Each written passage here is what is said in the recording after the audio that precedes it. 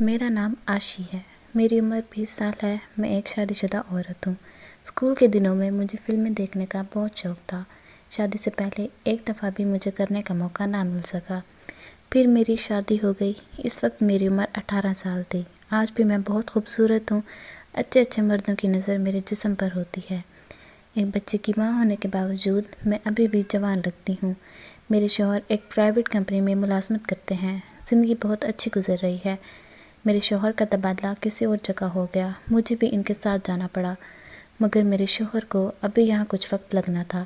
وہ ابھی ایک ہفتے میں ایک بار ہی گھر آتے تھے۔ ایک دن میں وہ ایک بار سے زیادہ نہیں کر پاتے تھے، جس کی وجہ سے میری خواہش پوری نہیں ہوتی تھی۔ سارا دن ان کا تو آرام کرنے میں ہی گزر جاتا تھا۔ میں تڑپتی رہتی تھی۔ کچھ عرصہ تو میں ایمانداری کے ساتھ زندگی گزار رہی تھی، مگر پھر مجھ کو ضد ہو گئی اور میں نے وہ سب کچھ کیا جس کا کوئی شریف عورت سوچ بھی نہیں سکتی۔ اس وقت میں ایک بچے کی ماں بن چکی تھی۔ مجھے معلوم تھا کہ سب کچھ کیسے ہوتا ہے۔ گرمیوں کے دنوں میں میرے شوہر 2 دن پہلے ہی اپنی نوکری پر گئے تھے اور اس بار میرے ساتھ کچھ بھی نہیں کر کے گئے تھے۔ ان کے جانے کے بعد میرا دل مچل رہا تھا کچھ کرنے کے لیے، مگر کچھ نہیں سوچتا تھا کہ کیا کروں۔ میں گھر میں اکیلی ہوتی تھی۔ میں لیٹی ٹی وی دیکھ رہی تھی۔ میں نے اس وقت اپنی شلوار قمیض پہنی ہوئی تھی۔ میں بہت باریک کپڑے پہنتی تھی جس میں سے سارا جسم نظر آتا تھا۔ میرے گھر کسی کا آنا جانا نہیں تھا۔ ہمارا کوئی جاننے والا اس محلے میں نہیں تھا۔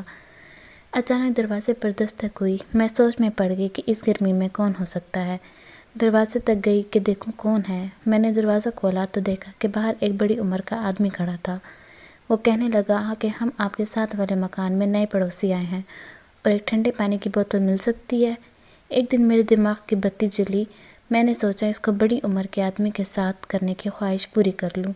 اس کی عمر تقریباً 40 سال ہو گئی۔ میں نے پوچھا کہ آپ اندر آ جائیں، بہت گرمی ہے۔ اس نے ایک لمحے کو سوچا، پھر اندر آ گیا۔ میں نے اس کے اندر آنے کے بعد ذرا سا سر باہر کر کے دیکھا کہ پوری گلی میں سناٹا چھایا ہوا تھا۔ میں دروازہ بند کر کے اندر آ گئی۔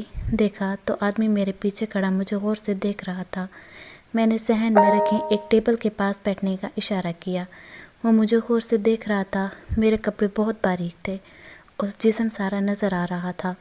میں کچن میں گئی، وہاں سے ایک بوتل اور گلاس ٹیبل پر رکھ دیا، مگر اس دوران اس کو متوجہ کرنے کے لیے میں نے دوپٹہ گلے میں ڈال لیا اور بالکل جھک کر بوتل اور گلاس ٹیبل کے اوپر رکھا، جس سے اس کی نظر میرے جسم پر پڑ رہی تھی۔ میں نے سیدھا ہو کر اسے دیکھا، وہ مجھے ہی دیکھ رہا تھا۔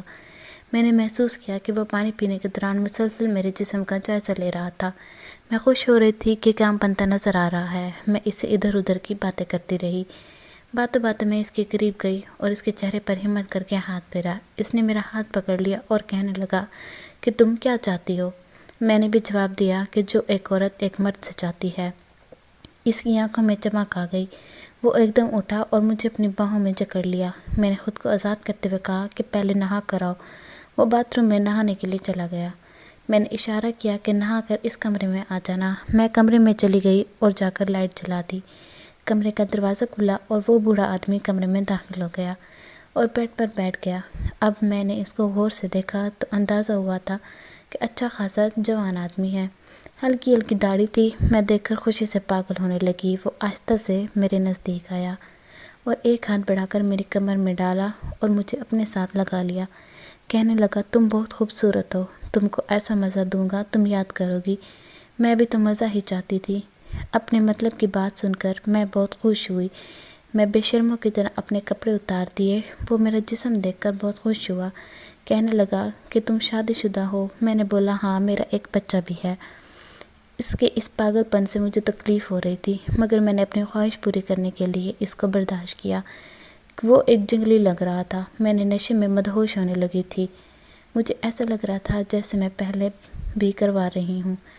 اتنی تکلیف ہے کہ برداشت سے باہر تھا کہ میں نے اسے کو ظاہر تو نہیں ہونے دیا، مگر اتنا ضرور کہا کہ میں اب برداشت نہیں کر سکتی۔ اس نے کہا فکر نہ کرو، میں تجھے ایسا مزہ دوں گا جس کا تم اندازہ نہیں لگا سکتی۔ اب برداشت کرنا پڑے گا۔ میں بھی تڑپ رہا ہوں، ایک مدت سے کوئی نہیں ملا تھا مجھے۔ میں یہ مرد کھونا نہیں چاہتی تھی۔ اب اس نے کہا کہ تیار ہو جاؤ اور میرا دل تیزی سے دھڑک رہا تھا۔ وہ بھی چہرے سے پریشان لگ رہا تھا۔ پھر اس نے میری جانب دیکھا اور پیار سے کہنے لگا برداشت کر لو، پھر مزہ ہی مزہ ہے۔ میں سمجھ رہی تھی اس کی بات کو ٹھیک کہہ رہا تھا، مگر یہ تکلیف کم ہونے کا نام نہیں لے رہی تھی۔ تھوڑی دیر بعد تکلیف کم ہونا شروع ہو گئی۔ وہ مجھے مست کر رہا تھا۔ میں مزے کی بلندیوں کا سفر کرنے لگی، مگر وہ تھا کہ رکنے کا نام نہیں لے رہا تھا۔ ایسا لگتا تھا جیسے وہ صدیوں سے بھوکا ہے۔ اتنا مزہ مجھے میرے شوہر نے کبھی بھی نہیں دیا تھا۔ تھوڑی دیر بعد میں فارغ ہو گئی۔ ایسا لگتا تھا جیسے میں بے ہوش ہونے والی ہوں۔ میری آنکھوں کے آگے اندھیرا چھا رہا تھا۔ وہ کہنے لگا، ایسا مزہ مجھے میری بیوی نے بھی نہیں دیا تھا۔ اس کے بعد وہ اپنے کپڑے پہن کر چلا گیا۔ میں نے ہمت کر کے دروازہ لاک کیا اور واپس اسی طرح اپنے بیڈ پر آ کر بیٹھ گئی۔ پتہ نہیں کتنی دیر اسی طرح پڑی رہنے کے بعد مجھے خیال آیا کہ میرا بیٹا نہ اٹھ گیا ہو۔ باتھ روم گئی اور خود کو اچھی طرح صاف کیا اور پھر کمرے میں آ کر کپڑے پہن کر بیٹے کے پاس چلی گئی۔ وہ ابھی سو رہا تھا۔ اب جب بھی موقع ملتا تو میں اس کو چھت سے آواز دیتی اور وہ آ جاتا۔ ہم خوب مزہ کرتے تھے۔ میں اس کو کبھی تھوڑے پیسے بھی دے دیتی تھی کہ کچھ کھا لیا کرو، کمزور نہ ہو جاؤ۔ کچھ عرصہ ہم ہی کرتے رہے۔ جب کبھی میرا دل کرتا تو میں اسے گھر بلا لیتی۔ میرے شوہر اکثر گھر میں نہیں ہوتے تھے۔ وہ اپنے کام میں مصروف رہتے، اگر ہوتے بھی تو میں اس میں دلچسپی لینا چھوڑ گئی تھی۔ وہ کرائے کے مکان میں رہتے تھے۔ کہنے لگا کہ ہم کچھ عرصے بعد یہاں سے چلے جائیں گے اور پھر تو وہاں آ جانا کرنا۔ میں بہت پریشان ہو گئی۔ پھر وہ ایک دن چلے گئے۔ میں اس آدمی کو کبھی نہیں بھول سکتی۔ اس نے مجھے ایسا مزہ دیا تھا جو میرے شوہر کبھی مجھے نہیں دے سکے تھے۔ اب مجھے عادت ہو گئی تھی باہر سے کروانے کی۔ کسی اور مرد کی تلاش میں تھی۔ اب مجھے جو بھی کوئی ملتا میں اس سے کروا لیتی۔